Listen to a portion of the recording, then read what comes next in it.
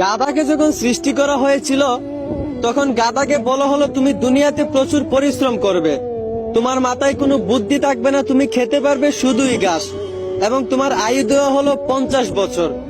এইটা শুনে গাধা বলল, হে প্রভু, আমি এত বছর বাঁচতে চাই না, আমাকে বরঞ্চ 20 বছর আয়ু দিন আর 30 বছর আয়ু ফিরিয়ে নিন।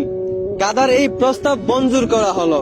এরপর যখন কুকুরকে সৃষ্টি করা হলো, কুকুরকে বলা হলো তোমার খাবার হবে মানুষের বাসি খাবার, মানুষের রেখে যাওয়া নষ্ট খাবার, এবং তোমার আয়ু দেওয়া হলো 30 বছর।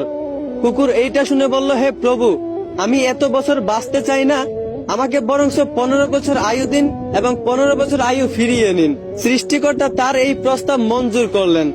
তারপর যখন বানরকে সৃষ্টি করা হলো, তখন বানরকে বলা হলো তোমার কাজ হবে দুনিয়াতে শুধু এক ডাল থেকে আরেক ডালে ঝুলাঝুলি করা, মানুষকে বিনোদন দেওয়া, এবং তোমার আয়ু দেওয়া হলো 20 বছর।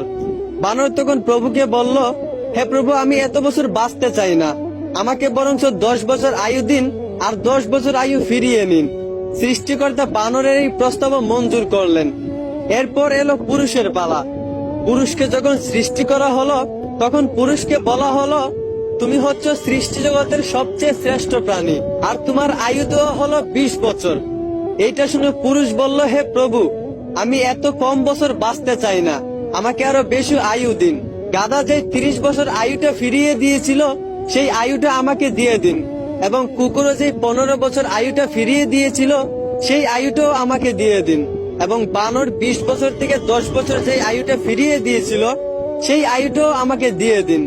সৃষ্টিকর্তা পুরুষের এই প্রস্তাব মঞ্জুর করলেন। মূলত তারপর থেকেই একটা ছেলে পুরুষ হয়ে বাঁচে 20 বছর, আর বাকি 30 বছর বাঁচে গাধার মতো। ওই যে গাধার 30 বছর আয়ু তাকে দেওয়া হয়েছিল। গাধা যেমন দিন রাত পরিশ্রম করে, ঠিক তেমনি একটা পুরুষকেও বাকি 30 বছর পরিবারের জন্য দিন রাত পরিশ্রম করে কাটাতে হয়। বাকি 15 বছর পুরুষদেরকে বাঁচতে হয় কুকুরের মতো। ওই যে কুকুরের ফিরিয়ে দেওয়া আয়ুটা তাকে দেওয়া হয়েছিল। একটা কুকুর যেমন মানুষ যা দেয় তাই খেয়ে বেঁচে থাকতে হয়, ঠিক তেমনি একটা পুরুষও বাকি 15 বছর সন্তানেরা তাকে যা দেয় তা খেয়েই বেঁচে থাকতে হয়।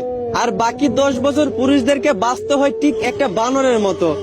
ওই যে বানরের 10 বছর ফিরিয়ে দেওয়া আয়ু পুরুষদেরকে দেওয়া হয়েছিল।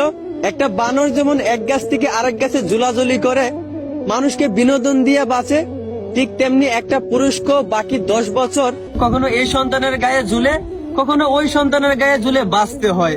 মূলত পুরুষের জীবনটাই এইরকম। আশা করি এখন বুঝতে পারছেন একটা পুরুষের জীবন কতটা কঠিন। ধন্যবাদ।